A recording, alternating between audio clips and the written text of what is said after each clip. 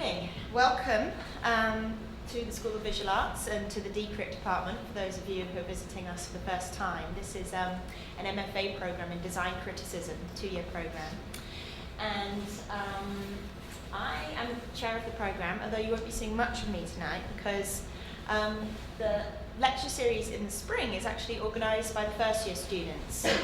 Students get together, conceive of this list, really kind of curate it according to their own interests and pursuits. Sometimes because they see gaps in the curriculum that they need to fill, or they want to sort of supplement issues that we're already discussing with some kind of extra discourse. So this is the list they put together, and I love it because I think it covers a really broad range of subject matter, which is what Decrypt is all about. We treat design as the world, basically. And also because it covers a broad range of media. We interpret criticism here as something that can be applied to all kinds of vehicles, ranging from radio and film through to events, but really with kind of storytelling at the core, which brings me to tonight's event. And I should just say before we get going that you're all warmly invited to join us for drinks in the other room afterwards, so don't rush straight off. There's more to come following the lecture. But now I'd like to introduce you to two of our first year students who will be hosting tonight's event. And they are Matt Shaw and Cecilia Fagel. And first of all, we're going to hear from Matt Shaw.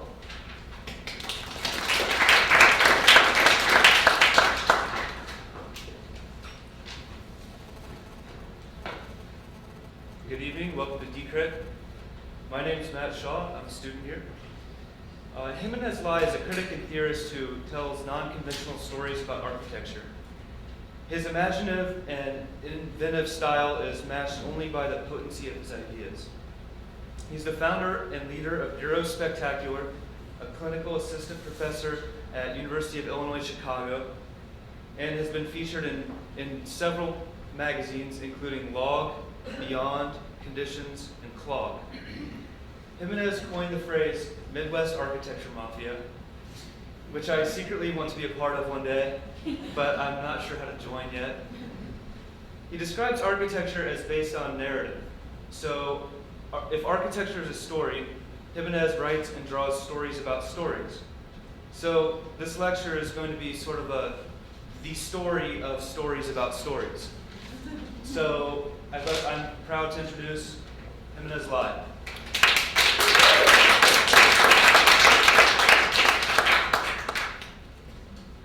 Thanks so much for having me. It's such an honor. Before I begin, I'll maybe break down the talk a little bit. I will be telling a few stories, and through it I'll show some projects, and I'll end this talk with. And before I end the talk, there's going to be a little segment where I'm going to talk a little bit about representation. And finally, I'll end off with 2 more stories. But I just figured, I'm currently working on something new. It's a set of story. I don't know, do you guys ever, I get invited to be on reviews sometimes, and it gets really annoying at times when I'm sitting next to critics who are annoying. And so I actually, last review season, I started writing down things that I found annoying as it was happening next to me. And then now I started illustrating them. So I'll run through a few examples just to get this started. This is practical people. This is people who criticize by cringing. So there's a knee-jerking cringer. This is amateurs. This is people who don't know the review's over. This is people who use rhetorical questions as criticism instead of directly criticize. This is unchecked aggression. These are bobbleheads, people who agree with everything. This is people who criticize using animal noises. And I should have to give an example. You know how if I say something super disagreeable, like GW is the greatest president ever lived, and someone might say, well, which sounds a lot like animal noise, and especially if this person is highly educated, it kind of it's really hard to take seriously. This is people who people who ask questions about why they're having this conversation instead of engaging in the conversation. This is harpers. People who just keep harping.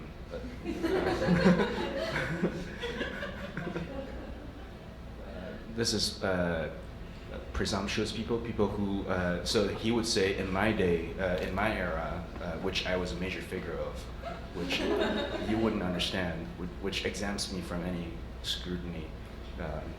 So this guy thinks he's Peter Eisenman. Finally, pillow talk. So I'll get into the content of the actual presentation now. I should like to begin by maybe mentioning at the beginning I was drawn to something like experimental architecture, and I didn't know what it was at the time. I just had an attraction towards it. People who drew sophisticated things, like Daniel Lipskin's Micromegas, which I still don't fully understand, but I think regardless of its opaqueness, right? I think the sensibility is still attractive to me, and other people who did so, which some Stanley Tigerman would call this paper architecture, and so this is kind of a popular term, maybe through the 80s and 90s. And I was mentioning this drawing in the class earlier, the Parc de la Villette entry from OMA, where I would also consider this to be a kind of representation that that is generative. In other words, this representation tells a story about part-to-whole relationship, and at the same time, we can see episodes of different textures and conditions next to one another, suggesting activities like a comic book. And I would even think of the same as for this drawing from Sam Jacob, where adjacency becomes really important. And so, of course, if we're going to talk about adjacency and activities and misbehavior and that produces program, we have to think about Bernard Schumi. And this is also kind of this is excerpt from Manhattan Transcripts, and one of the inspirations for me to start wanting to draw like that, or me to start wanting to think about the page as an object for paper architecture. And so these are 2 pages from the story Point Clouds. I'm not going to go in depth with it, but except I'll talk about here. At the time I was interested in affordances. Affordances being this idea that the environment is objectively measurable, but independent of the subject's interpretation. So for example,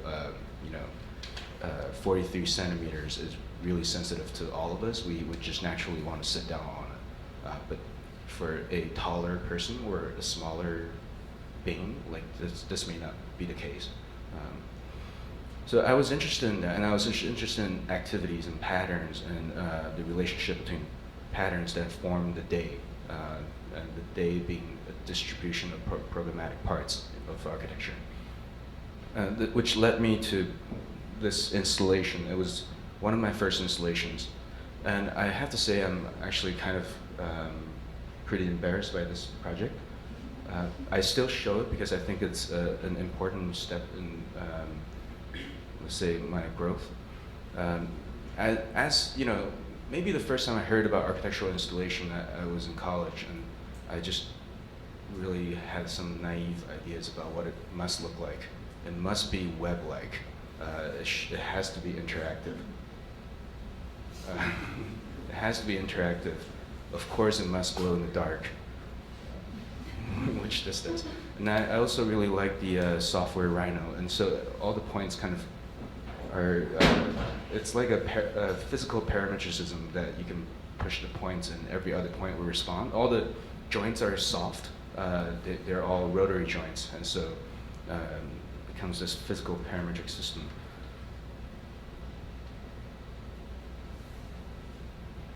And maybe the reason why I'm kind of embarrassed by this project now is because I think it was ill-conceived on a few levels. And I'll talk about, you know, scalable effects, I guess. I'm interested in architectural effects that are beautiful and whatever, and that a one-to-one relationship. When we walk into it, we have an affective reaction to it. So a curved piece of glass, for example, a double curved surface, you know, at this scale, we can easily imagine the reflection and refraction on this surface. But on an architectural scale or on a building scale, this has to be patched from multiple pieces because, you know, glass just doesn't come that big to begin with. So, and knowing that, you know, the installation is maybe an extraction of a fragment of an architectural effect that I couldn't really fully embody in point clouds, the previous installation I showed, I started maybe collecting architectural effects that I was interested in.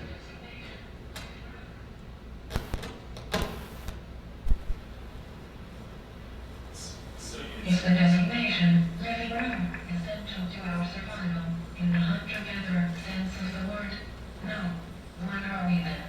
We are citizens, lesser than our primal sense as primates and humanoids. Program, the key strategic approach to architectural design of today, renders the diagram of the house ubiquitous from high architecture to suburban homes, no matter the fine details or innocent form or materiality. The cave, as the first shelter of the Combiners, had no inherent distinctions between programs. Through intuitive appropriations, separations of spaces were defined over time. If one ingested continuously in the same location, that space gradually becomes the dining room. If one slept continuously in the same destination, that space will be called the bedroom. We decided to consider our primal instincts. We wanted to exploit opportunities and appropriations instead of a predetermined set of architectural programs. We have created a palette of environments and moods as intricate and compelling as we can envision. Program is up to the inhabitant to decide. Program is the result of a lifetime and appropriated space. Program, in this sense, is the assumption that no higher power can overturn the identity of an individual. In identity, we believe in the diversity of emotionality that can transform the uniformity of the urban landscapes of today. So this was a project called the Cave House, and at the time, you know, one key question that was asked by Jeff Kipnis that I really liked was the caveman never set out looking for a two-bedroom cave. And so in this way, I feel like the diagram of the program really drives the form of architecture. And so I wanted to investigate architectural effects that did not have to do with program, but they had properties of programs such as softness or an increased heightened privacy or glossiness or openness. So these are the things that and obviously this was also kind of really heavily inspired by Owen's Parkalagia, thinking about the adjacency of different textures on an interior landscape. And this also made me conclude that I think I no longer want to make architectural installations that have an interest in translating architectural effects that are of a different scale. Instead, I kind of like return my energy to drawing, the drawing of experimental architecture, or drawing styles of experimental architecture that I was interested in. And one of the stories that I kept focusing on was the spaceship story. It's a Noah's Ark in space. And it went through multiple arcs, and you know, in this one in particular, I'll just kind of go through this one. They're training in the gravity training room. So the gravity's on, and He's just laying there, and he's kind of unhappy. The Popeye character is kind of unhappy. And so he turns everything off, and all these shapes just flew away. And so as the shapes are flying around, he gets excited. He says, I love sections. And the way that they float without gravity, this is my favorite. So the mustache guy says, why would you say that? The Popeye character goes on to say, because it's like cloud watching. You can imagine anything. So for example, unicorns, dinosaurs, mummies. And the mustache character turns gravity back on, and everything falls back onto the plan. And he says plans are better than section because you can conspire holism, you can map the future, you can intelligently assess your context, you can even isolate cases to fully understand your condition, your spatial conditions. But then the Popeye character says, but plans rely on this unattainable God's eye view that neither you nor I have, and I'm interested in the human perspective. I'm interested in the human subjective perspective, where, because this sophistication that the plan attains relies on the critical distance that becomes really just thick 2D that gets extruded. Frankly, from a human perspective, it's quite boring. So when he said, and he goes on to elaborate, and when I say perspectives, I'm not even talking about the insincere aerial flight theories that nobody can do. I'm talking about this flat sightline that can identify the outline of mass. So here he explains the case for flat generators. On the left we have plan as generator, which can easily result in an uninteresting figure. On the right we have a section as generator, which can easily result in hollowness. Nothing is actually positive trait, full of possibilities. And so he finally concludes by saying, well, I guess, you can really say that it's this versus that, subjectivity versus objectivity, experience versus organization. So I choose section because of my relationship with the ground. The guy says, well, hey, that's your opinion in plan. So this story, in Spaceship really kind of made me think about a lot of things that, it brought me to a different reality that A, had no gravity, which made me start thinking about that every surface is occupiable. So in a continuation of this story, or a prequel of the story, they all live in these pods where every surface is a program, because every surface is simultaneously a plan, a section, a reflective ceiling plan.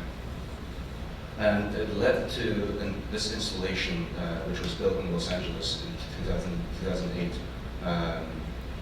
This project is called Fallon's Dream Module, obviously referencing Charles Fourier's Fallon's Dream story.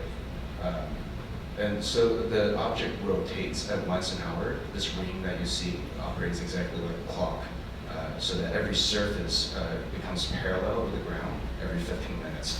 In other words, every 7.5 minutes, the conversation needs to come to a sudden halt because you've collided with your friend. And it also offered another different strange condition that I had to engage in, because I wanted to retroactively produce some other drawings for it. I couldn't do longitudinal cuts without realizing that they all look the same. The only legibly different drawings I could make were the cross sections over time. I also couldn't think of any other distinction besides the changes in dimensions. And to take this matter further, I also realized that one of the faults with this installation is that my engagement to zero gravity was bounded by an axis. It was bounded by this spine, locked down like a cylinder. The circular rotation was kind of locked inside the cylinder. So what is another way of thinking about zero gravity and rotation? And so this led me to a new installation that opened a year ago that wanted to deal with the sphere as the primitive geometry as opposed to the cylinder. So if you take the midpoints of the sphere and you identify the triangles that it produces, which is an 8-sided primitive cube, I guess, 8-sided cube, and then if you truncate each side of the cube so that it behaves like a tripod. This project also, as well as thinking about zero gravity rotation, wanted to ask questions about architectural sensibility, because I've been drawn to, jagged edge, hard line sensibility, but I'm also attracted to soft lines, fluid lines. So this juxtaposition where a hybridization of soft and hard, or having a project that is hard on the outside, soft on the inside, is something that I really wanted to try to do. So this project, White Elephant, Incredibly Soft, is a project that's hard on the outside, soft on the inside. The exterior is cladded with polycarbonate frosting, polycarbonate, so translucent. And the inside is cladded with cowhide. Maybe the cowhide, I would say, there may be a couple of issues about cowhide that I'll touch on a bit later. It's at the same time really animalistic, and I'll touch on it later. But this, the idea of this tripod being able to be flipped around like a jack, reforms this sphere, which we had a really good time opening and flipping around.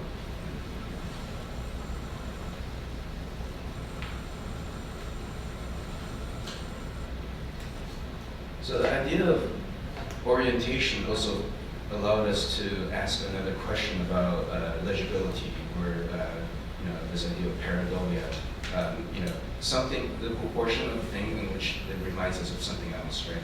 And I think earlier in class I was talking about the 3 reminders that I constantly remind myself of Le Corbusier: mass, surface, and Planet's generator. I think the outline of the silhouette. The outline of the mass, which is the silhouette of a shape, kind of allows me to project identity into an inanimate object, world building. And so I'll use this to segue into a story that I drew for Bob.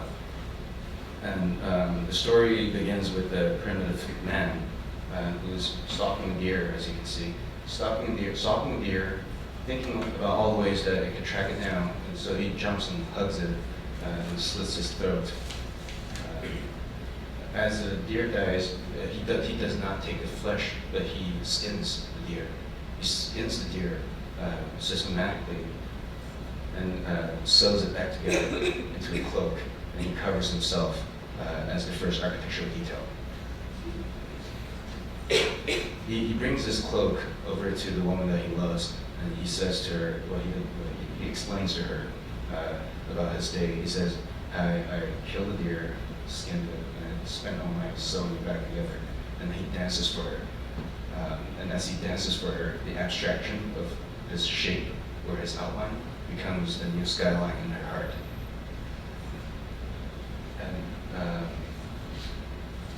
And so the abstraction of an outline that produces a persona, if the outline becomes devoid of detail, can still have a personality, which architecture can achieve, I think, through mass and the silhouette of mass, or the outline of mass. And so if we think of the tradition of sculpting youth, from the Greek Kouros to Michelangelo's David to Bernini's David, we have 3 personalities, from a stiff character to a relaxed character to finally an intense character. And I think the city, the skyline as a collection of characters is something that becomes very interesting to me as the city tells an impression, or the impression of a story, the city as a cultural production.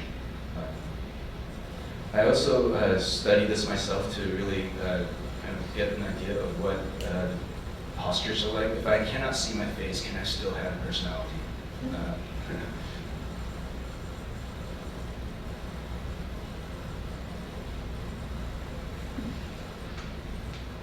And the white elephant, not only we're dealing with orientation legibility. It was also dealing with the third problem, which I thought was really interesting, which is a thing inside a thing.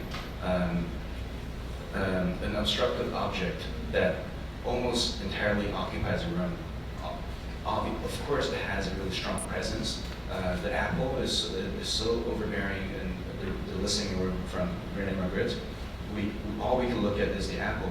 And of course the apple is important, but then I'm also really curious about the negative spaces carved out by the apple, which becomes really tight and difficult to use otherwise, besides the new dimensions that the obstructive object carved out for the people who occupy the negative space. And so it becomes a case where it's as important to be inside of the object as it is being outside of the object, if it barely fits the room.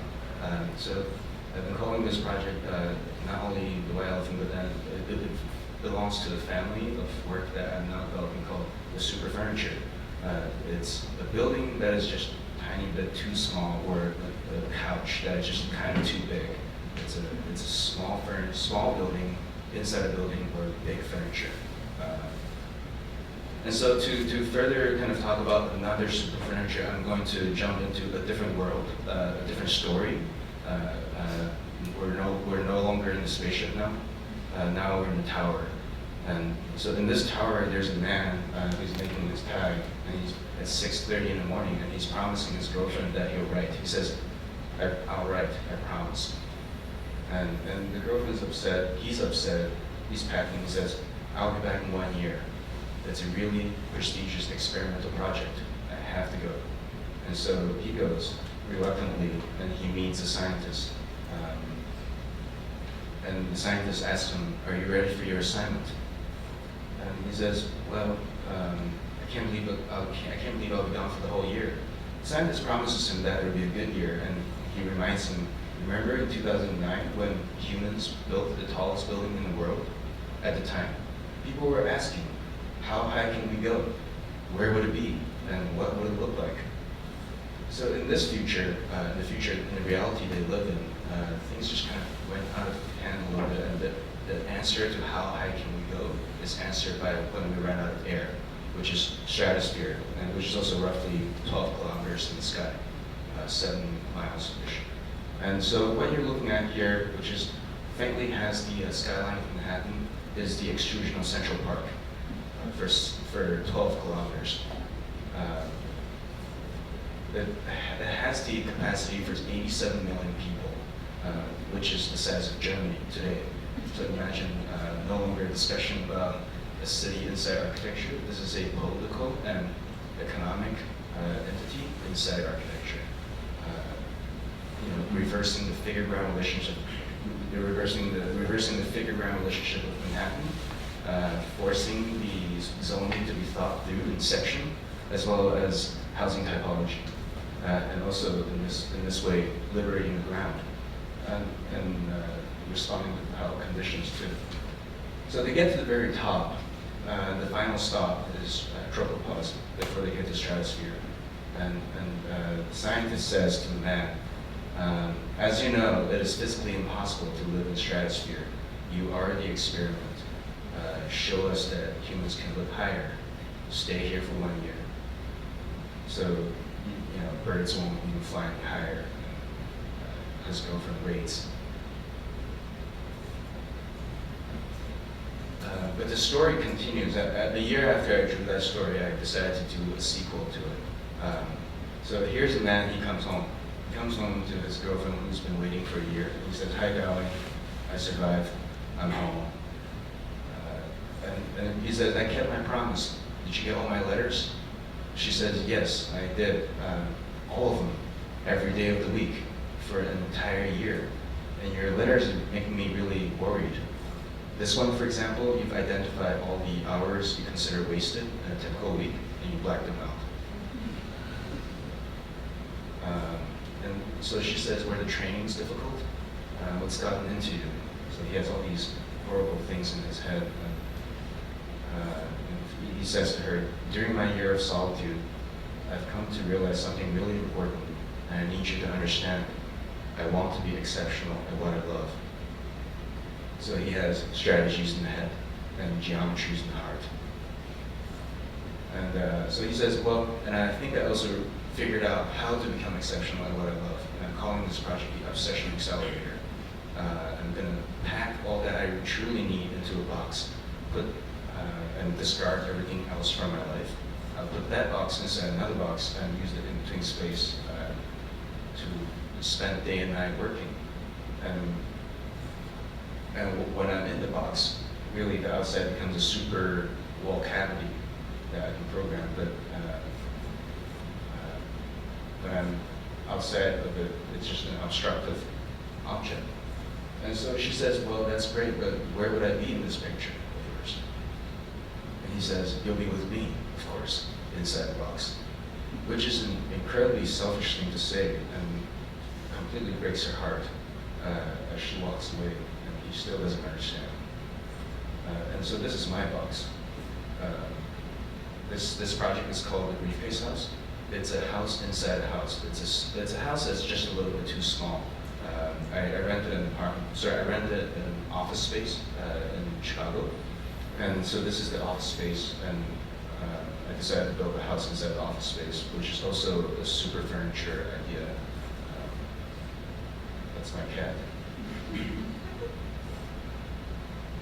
And out here is Bureau Spectacular, and this is the Briefcase House. There's the guest bedroom.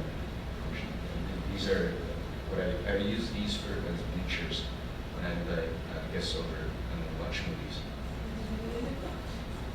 So I guess one key thing I want to swerve into now that we've covered super furniture through the world of the tower, I want to talk about sensibility and I think the difference between, and this is a struggle that I've been going through myself. And as I mentioned earlier, I think I'm quite embarrassed by point clouds.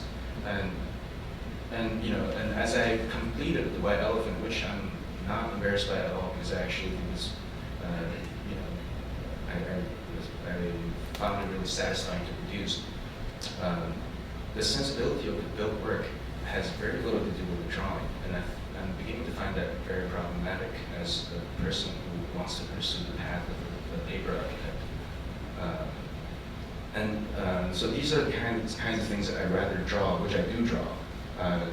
It's an idea that the urban section is a comic book, and the individuals can set up their own episodes, and no one can invade or judge anyone else.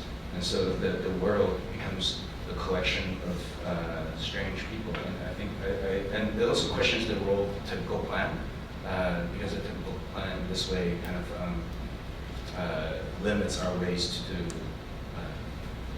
find deviations or mutations for the production of culture. And at the same time, I also feel like, you know, what if I were to literalize some of these sensibilities? And I started trying to do that. And this is a project that I'm about to build in London this summer. The premise of the project is that I'll be building this installation inside a storefront, and I'll be living in it for about 3 weeks as a part of the performance. And the cartoon frames actually really frame some other drawings, which I can walk into and become part of, and thus, you know, literalizing the comic book. And so we're also in the development of kind of thinking about the front of the frames being different from the back of the frames. Anyway, I also promised them that I cannot show the finalized design. We're going to unveil that later this year, but then this is the idea, and this is the project that we're about to embark on. And I'm excited about it because, you know, it makes me also question, as a performance artist, I guess, I also feel like I need to think about the distinction between Joseph Beuys and Hugh Hefner.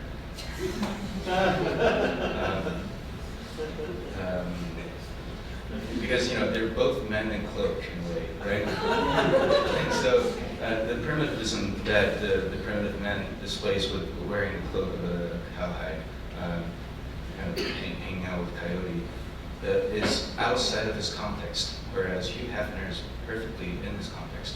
He's being filmed as as a place where he spends his day-to-day, whereas, Boys does not live like that on a day-to-day basis. And so this makes me wonder who is the extrovert and who's the introvert. And I think it's a good question. I would like to wear a cloak this entire time thinking about the two of them. So I'm excited about it. And this is also a test that we finished about 3 weeks ago. It's a bookshelf, and the literalized comic book bookshelf, where you could. Unfortunately, people are not standing here, but one's face would be around here. You could put words in someone else's mouth by inserting the caption. Okay, and I'll use this opportunity to also maybe kind of like talk a little bit about representation and the cartoonish sensibility that I've been kind of thinking about. I don't know if I should talk about it, but this is a review, right? This is an architectural review, and people go through this all the time. And people spend months and months and months making stuff, and then the institution invites a bunch of strangers, and your friends aren't even listening.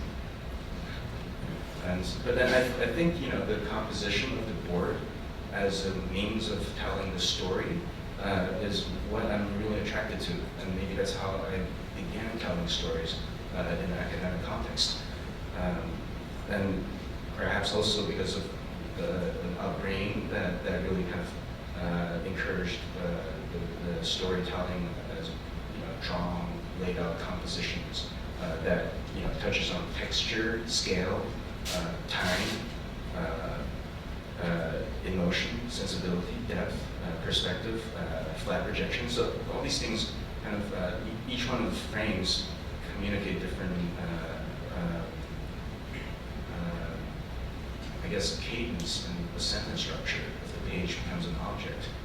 And the American comic book artist, Chris Ware, really does that very well in my mind. And especially the one time I heard him speak, he was talking about his view of a part-to-whole relationship. In that he was saying that, of course, the individual frame as an episode is really intelligent and interesting and important and intricate, and one needs to elaborate a long time drawing it, right? But then the frame itself is only a fragment of the page. The frame itself is only a fragment of the page because the page, in his mind, is the object. And I couldn't agree more with him. If I think of the page as an architectural plan or an architectural section, or if I think of the page as an architectural composition and that it needs to tell all the components of the story, it has to be thought through as an object that one can glance or one can read into, both. And he also further explains a thought where, a patch of yellow like this should relate to the next patch of yellow in that location, where if you flip the page, that patch of yellow, could continue to be a warm color that moves, so that it communicates with the previous page. Could it turn into a cool color area that conflicts with the previous page of yellow, warm color? And so that's really thought provocative, because now he's even talking about the book as an object. And so I think my drawing style changed a lot as soon as I heard him speak about this, and I started thinking about ways of not really only doing from top left to bottom right. And this is a ring here, I guess. This person is multitasking. He's kissing and drinking a bag and shitting flowers. And maybe most importantly, the part-to-whole relationship of the page versus the frame, where the building versus the fragment of the building is really exemplified by someone like Stanley Tigerman. Here are some of his drawings, and I think the use of the outline, and one would say the continuous cartoonish figuration outline on the right, makes it look like an illustration, which is, I would say, pejorative. But at the same time, I would think that this is someone who fully embodies and understands that architecture has an inside-outside relationship, where the inside can be a set of stories, and this is how I'm reading Stanley Tigerman, and how this is kind of influencing my way of thinking about architectural representation in relation to design. And most importantly, I also kind of want to think about architectural representation that's in the style of comics that merely uses it as a depiction. And of course, this is maybe a criticism to some contemporary architects who I would say use cartoon as a way of selling projects, or they use cartoon as a way of depicting something of a reality that is so frozen that offers no ambiguity for imagination. And of course, opacity is also can be seen as convolutedness, but at the same time, ambiguity is in art. I think that that's an invitation and for a conversation between the artist and the observer, and so which is an active piece of work, I think, as opposed to a frozen advertisement. So that would be my criticism. And so on that thought, this is a current story that I'm also working on at the same time. It's a story that really wants to think about the comic book as a generative project. And so this story is about a murder case. So now you see the lineup of the suspects, and this is the victim who was murdered. This is the husband who was murdered last night, and his house was burned. His great villa was burned to the ground. So his great villa was burned to the ground, and he's dead. And there are only 3 witnesses and 3 suspects: the wife, the butler, and an old classmate. So the butler's relationship. So this is the butler story. The butler's relationship is a very classical master-servant relationship. And so his view of the master is kind of is translated into a story that he tells in detail, the sequences of how he killed his master and how the building got burned down, which severely contrasts the story that the wife tells. The wife also in detail tells the story of how she killed the husband. And the story turns into a Rashomon situation where all 3 characters vehemently claim to have killed the husband through building. And so the murder mystery of the 3 kind of, in my mind, makes this a really lively story of that forms a marriage between representation and design. And it also references many other plan typologies. That here, obviously, we're looking at the wrong plan, an echo to other flows. So I'll tell maybe 2 stories. I made this story actually with Young. This story is about it's a continuation of the spaceship story. The Earthling character Bob, he goes home, he comes back to Earth, and as he shatters onto Earth, he's being greeted by this thing, and he says, "Come and walk with me to this coordinate where your house used to be." And he gets really worried because he's still paying the mortgage. He says, "What happened to my house?" And the alien person says, "Well, you space warped, and you've been gone for 10,000 years. Your culture no longer exists."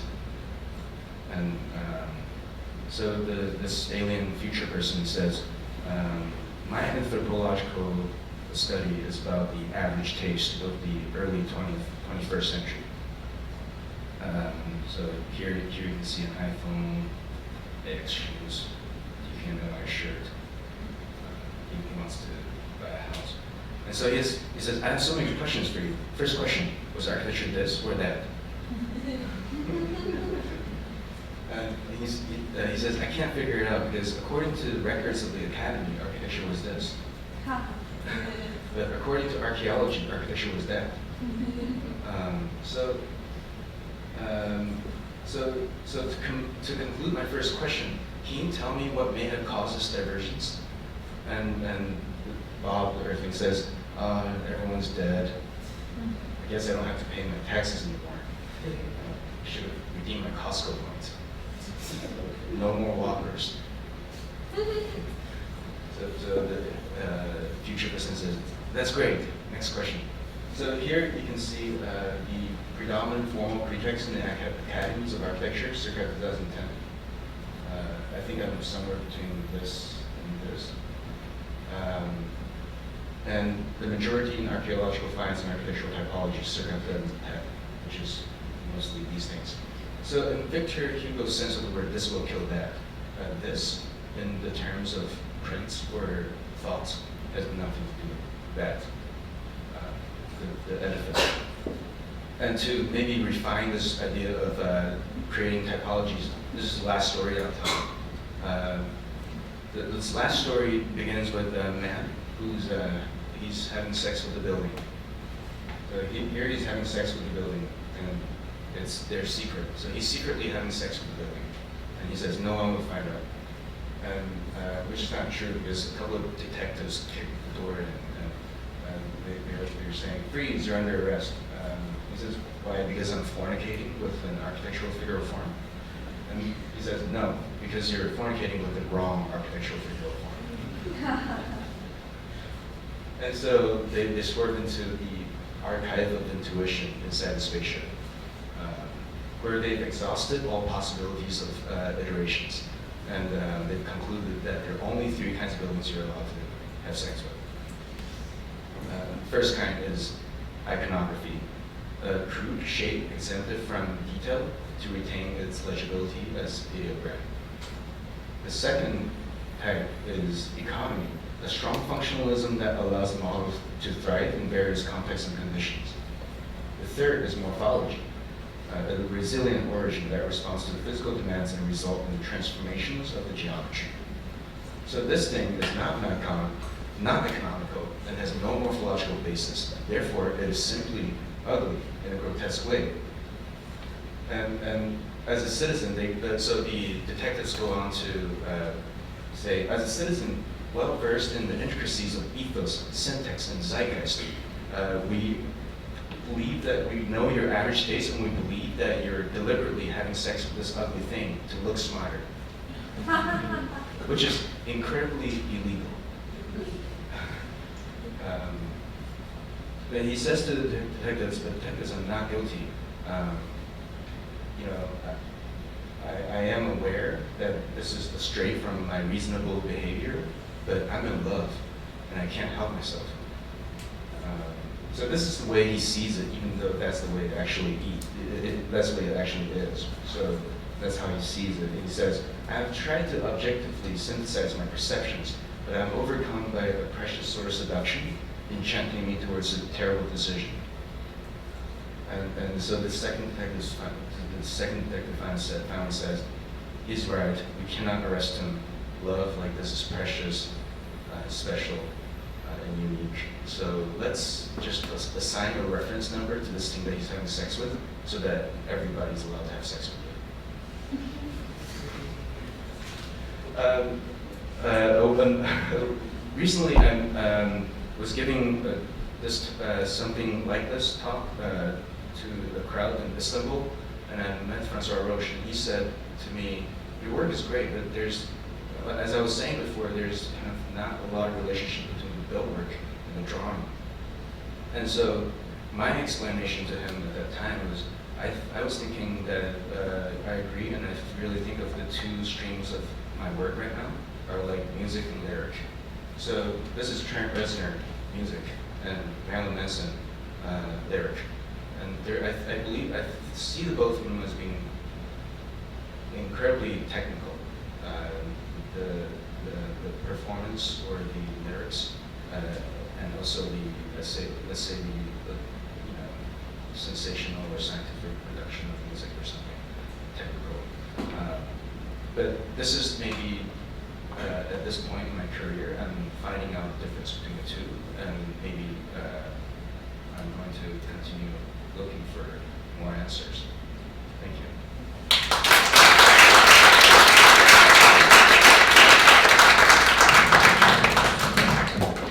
My question first, and then thank you. Thank you for taking us through your drawings and showing us how cartoons is the way of thinking. Thank you also for coming earlier to our theory class, where you argued passionately against, or showed us how much you hated Jackson Pollock. And even during your lecture, you gave us examples of art work like Magritte. I was just curious which came first, architecture or or art? And how did that work? Architecture or art? Yeah, or painting. I think, I mean, maybe if I think of, architecture as a scaling up of jackets, it's also kind of a way of embellishing the times, right? So with architecture, with physicalization is the representation of the spirit of the times. Of course, I'm interested in that, and I would like to be a participant, active participant in the ongoing conversation of culture, which is also, I think, why art is a central figure in all of this. I have a question. I wonder if you could elaborate on something you alluded to about your sensibility toward the relationship between your drawings and the things that you built. When you separate it or diverge, I think it was right before you started to talk about the London project. The music lyric thing? I think it seemed like you were disillusioned with, Right. or as if there was more of a unity between what you drew and what you built, or what you extracted from what you drew and what you built. Yeah, I'm still trying to figure it out, and I think hopefully I have a better answer. But at this point, at this juncture, my instinct is saying that somehow being literal is really interesting. We've always been educated to be abstract, and I think my earlier projects are a lot more abstract, or maybe a lot more representative of what my peers would think of as avant-garde architecture. But maybe I'm also running away from a sensibility that I have been developing, and which is why I think I need to try to literalize stuff for a few years to at least see if there's fruitfulness in that. Because as you said, you used the word extraction, and that's completely right. I think the stories often accompany a built work, and as though it's the lyrical representation of it, or if the built work came from the story, it's as though it's extracted from the story. And yeah, maybe I'm looking for a coherence that literalizes or equalizes the two at this point. But it's also interesting because I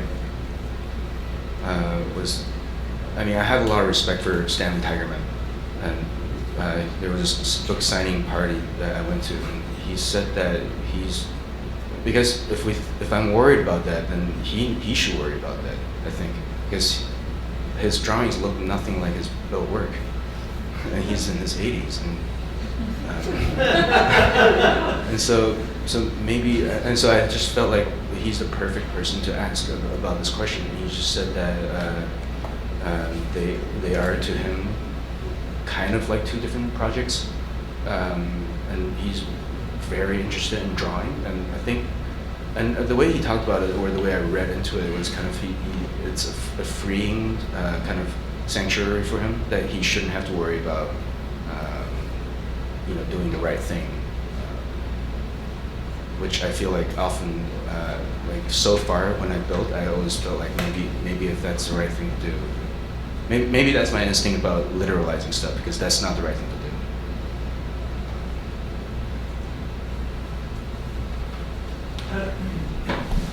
One of the things I liked most about your work was that you sort of combined the artificial discourse in a very serious way with the fictional narrative. And it's sort of interesting because you don't necessarily change the language, but you all the time. Sometimes you change it, sometimes you don't. And I guess I'm wondering what your thoughts are on combining sort of the emotional romanticism of the fictional narrative with the straightforward way of speaking about design and architecture. Is it something you think about?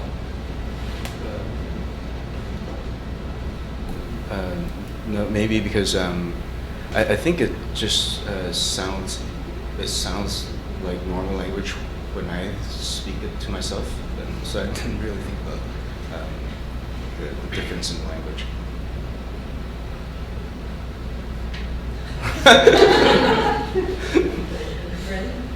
You mentioned some of your architectural influences and then Chris Ware as a graphic artist who made you think that the page, or other graphic artists that you were drawn to that made you think about it in a different way or maybe connected that to your architectural work. Yeah, for sure.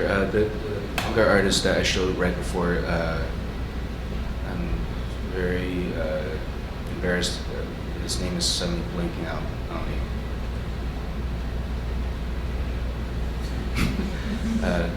Takeo. He did the series Vagabond about a samurai that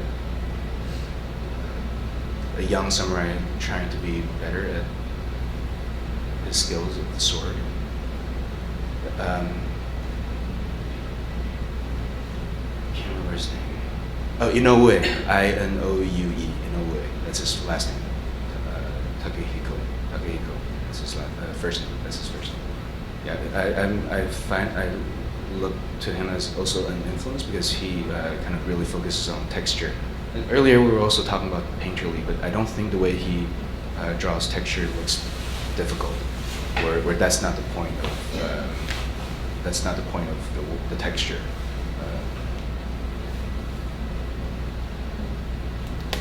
I'm sure that we could engage more with one-on-one conversations with him. We'd like to invite you to for some wine and cheese in our department, and please join me as we give a round of applause to Mr. Jimenez Lai.